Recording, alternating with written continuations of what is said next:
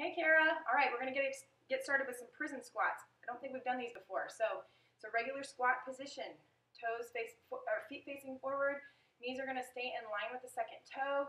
All the weight in your heels, and you're going to be sitting back. The difference is your arms are going to be overhead, hands behind your head, shoulders down, shoulder blades squeezing together as hard as you can to pull those elbows back. Okay. And then as you squat, you'll see you cannot squat as low as when your arms are in front of you. That's okay. This is a back exercise. This is supposed to work your back and help with your posture to be able to stand up straight and keeping those shoulders back, okay? So when you squat, what you want to do is avoid, you still want to sit straight back. You're not going to be able to get all the way to 90 degrees without having to bend over, and I don't want you to bend over. So the key is to not bend over like this.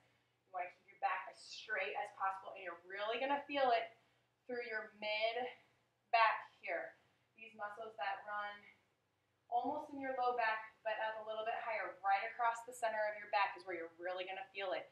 And what I want you to do is take your time and really squeeze those shoulder blades together. You could just stand here for 30 seconds and squeeze your shoulder blades together, and that would be a workout in and of itself. So really focus on pulling those elbows back, squeezing the shoulder blades together, and then squatting, and you won't be able to squat as low, and that's completely fine. Single leg deadlifts, not sure if we've done these. Start with your hurt side, your injured side first. Make sure you can do them. If not, then just do 2 sets of deadlifts with both feet on the ground. Okay, but for a single leg deadlift, what you're going to do, raise one leg off the ground just a little bit. Don't sag into this hip. Keep your hips up, your posture straight. You're going to have your arms in front of you with some weights. You're going to bend over. Now here's what it looks like from the side. As you bend over, I like to keep my weights right along my base leg, okay, because it helps me keep from dropping my shoulders and rounding my back. It helps me keep my back straight if the weights are right next to my leg. This base leg is straight, okay? So you're going to bend over as far as you can because it'll start to stretch in that hamstring, and then you're going to snap up as quickly as you can. All right, and you're going to do these per side. It's not alternating. Now, the trick here is when you snap up, what I want you working on is not putting that other foot down to stabilize yourself, okay? So I want you to be able to do this, come back up, and not have to put that foot down at all. That's when you're really going to start feeling the burn in those hamstrings back there in the backs of your legs. Okay, bent over row to reverse fly. So for this, you can do this seated on your balance ball, or you can do it standing. And the bent over is just like this, okay? So your back is flat. You don't need to bend over very far, just at an angle, okay? And then as you put your arms in front of you, you don't want to bow that back, so you're going to be pulling with your shoulder blades, right? The row is bringing your elbows back to 90 degrees, and the weights to your belly, basically, okay? So that's the row part. Then you're going to straighten back out. You're going to do a reverse fly. So all you're doing is bringing your arms straight up, okay? But when you do this, so row, back out, watch when you go back out that you're not letting those shoulders bow. Always be squeezing those shoulder blades together.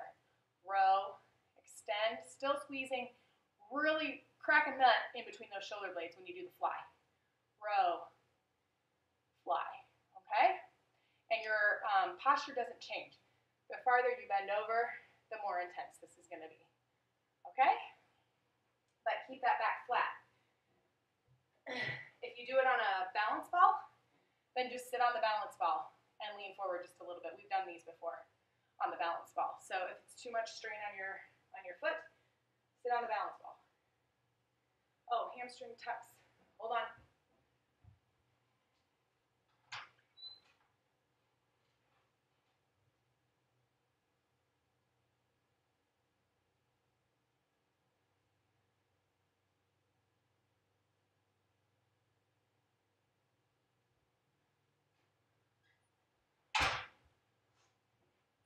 Sorry, I had to get my balance ball. Okay, hamstring tucks on with the balance ball. Now lay back. All right.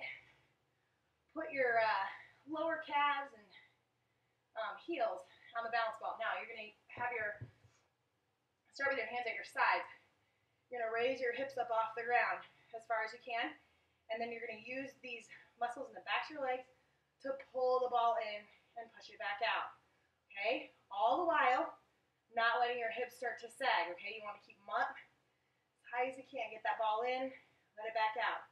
All right, you'll really start to feel the burn on this.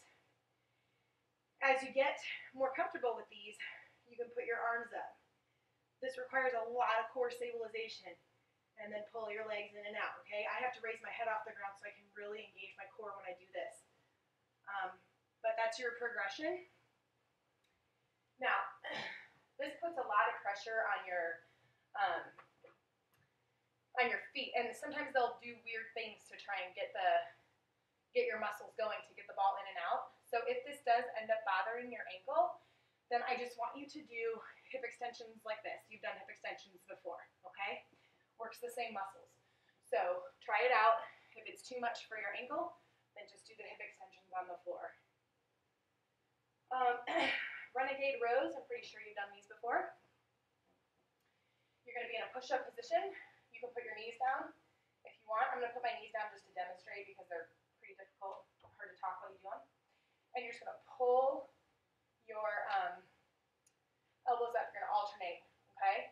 And squeeze that one shoulder blade that you're pulling. Okay, now what you want to fight for on these, especially if your knees are not on the ground, is that you're not swinging from side to side as you do them. Okay, you want to keep your hips square with the ground as you do them. But even when your knees are down, you don't want to turn to the side and open up your chest. Okay, so keep your chest facing the floor.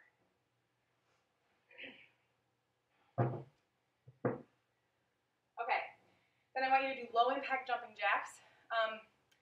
You can try regular jumping jacks, but just really listen to your body. Okay, if your heart rate gets too high, just do low impact. Okay, so you're just stepping out to the side, squatting just a little bit into that base leg, raising your arms up and down. Okay?